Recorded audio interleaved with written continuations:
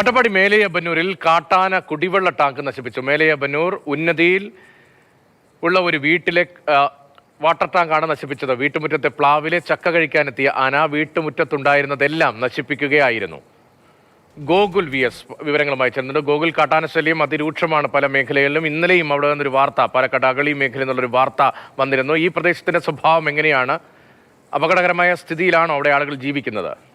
ഇന്നലെ സമ്പാർക്കോടാണ്, അഗളി സമ്പാർക്കോടാണ് ആന എത്തിയിരുന്നതെങ്കിൽ ഇന്ന് അപ്പന്നൂർ എന്ന് പറയുന്ന മറ്റൊരു മേഖലയിലാണ് ആന എത്തിയത്. അവിടെ കുടിവെള്ള ടാങ്ക് നശിപ്പിച്ചു. പിന്നെ മേലെ അപ്പന്നൂർ ഉന്നതിയിലെ ലിംഗന്റെ വീട്ടിലാണ് ആന എത്തിയത്. ഇവിടുത്തെ കുടിവെള്ള ടാങ്ക് നശിപ്പിച്ചത് മാത്രമല്ല, വീട്ടുമുറ്റത്തെ പ്ലാവിലെ ചക്ക കഴിക്കുകയും ചെയ്തു.